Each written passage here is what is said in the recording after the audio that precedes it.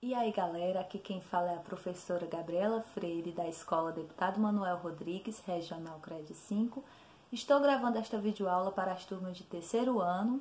Iremos corrigir a última atividade passada na plataforma do Google e logo após continuar a nossa explicação sobre população mundial, capítulo 5.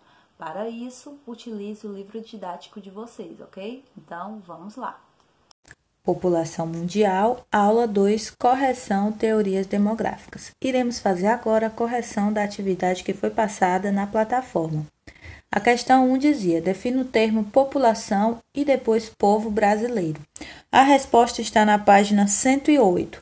População é o conjunto de pessoas que residem em uma determinada área, que pode ser um bairro, município, um estado, um país ou até mesmo o planeta todo. Povo brasileiro, também na página 108.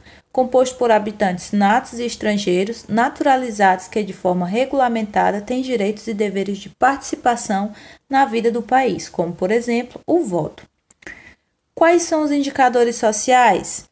Na página 108, taxa de natalidade e mortalidade, expectativa de vida, índice de analfabetismo e participação na renda. Ou seja, um país ele necessita de ter esse estudo de indicadores sociais para saber como que está a sociedade daquele país em relação à taxa de natalidade e mortalidade. Isso leva a entender se o país ele tem uma saúde satisfatória, um sistema público de saúde satisfatória.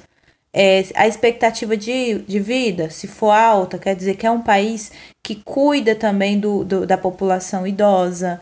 Índice de analfabetismo, se for alto, quer dizer que a educação não está muito boa naquele país, que tem que melhorar. Então, esses indicadores, eles servem para saber como se encontra aquele local, aquela região, aquele povo.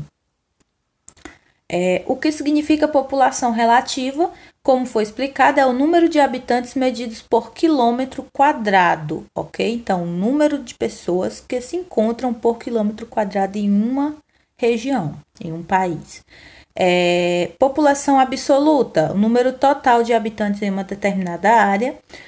Questão 4. De acordo com a videoaula na aula passada, feita por mim, professora Gabriela, deu o significado de etnia. Eu coloquei esse, mas vocês podem fazer com as palavras de vocês. Etnia significa o grupo que é culturalmente homogêneo, do grego ethnitos, povo que tem o mesmo ethos, costume, e tem também a mesma origem, cultura, língua, religião e etc. Isso significa etnia. Questão 5. O que são os direitos humanos? Os direitos humanos são princípios internacionais que servem para proteger, garantir e respeitar o ser humano. Devem assegurar às pessoas o direito de levar uma vida digna. E para que seja cumprido, tem também a Declaração Universal dos Direitos Humanos, que é o principal documento que serve de referência ao exercício da cidadania. A Declaração Universal dos Direitos Humanos, que foi criada pela ONU em 1948, ok? Então, muito importante. Continuando, eu mandei uma videoaula para vocês falando sobre as teorias demográficas, ok? Então, nós temos aqui a malthusiana, neomalthusiana e reformista. Vou falar rápido sobre cada uma, até porque eu já tinha feito esse estudo com vocês em outra videoaula, certo? A teoria malthusiana ela é uma ideia sobre demografia, criada por Thomas Robert Malthus no final do século XVIII, durante a Revolução Industrial. O que ele diz? Ele diz que a população cresce mais rápido do que a produção de alimentos. Isso levaria a um mundo sem alimentos para tantas pessoas, ou seja, levaria a população à fome. Ele diz, de acordo com a sua teoria, que a população cresce em progressão geométrica, 2, 4, 8, 16, 32 e assim sucessivamente, enquanto a produção de alimento aumenta em produção aritmética. Então, ele explica que iria faltar comida para as pessoas porque a população estava aumentando rapidamente, desordenadamente.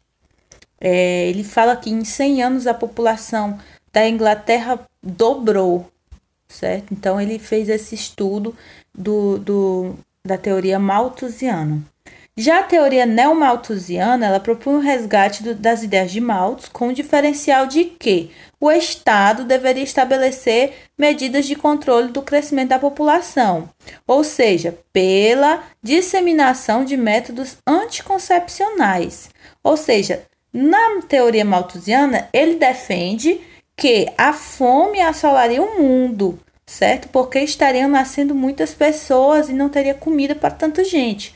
Já na teoria neomalthusiana, o Estado ele tem que dar esse suporte. E aí ele tem que agir e a única forma seria os anticoncepcionais. Aqui eles apontam que as causas da miséria da população mais pobres são, entre outros fatores, associados a elevado, ou seja, quanto mais filhos em uma família, mais difícil e mais pobre seria aquela família. E aí eles lançam as campanhas. Uma das premissas do pensamento neomalthusiano é a difusão de produtos contraceptivos, ou seja, os anticoncepcionais, a camisinha, e assim sucessivamente, para que as famílias tivessem menos filhos, ok? Já outra teoria demográfica é a reformista, que ela surge após a Segunda Guerra Mundial e ela traz uma visão contrária às teorias malthusianas e não malthusianas, que acreditam no subdesenvolvimento dos países com resultado do alto índice populacional.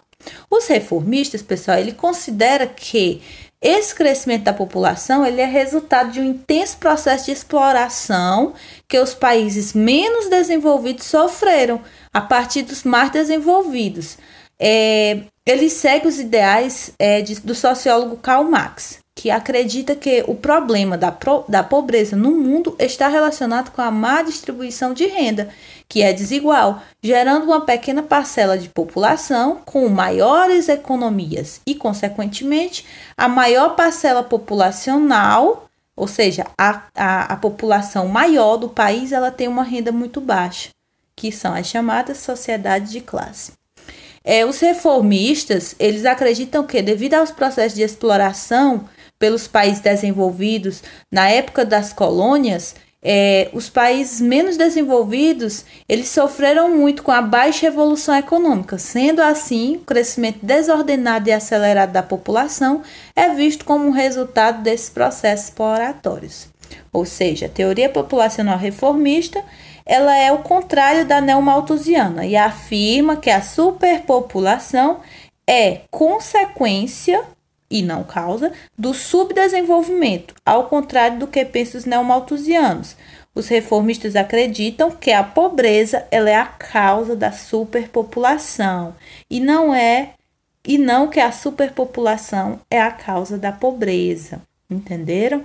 Então, nós temos aqui, por exemplo, Karl Marx ele defende essa ideia, ele acredita que a pobreza ela é a causa da superpopulação e não que a superpopulação é a causa da pobreza. E é isso, galera. Até a próxima aula e deixo esta frase. A diferença nos enriquece, o respeito nos une. Até mais!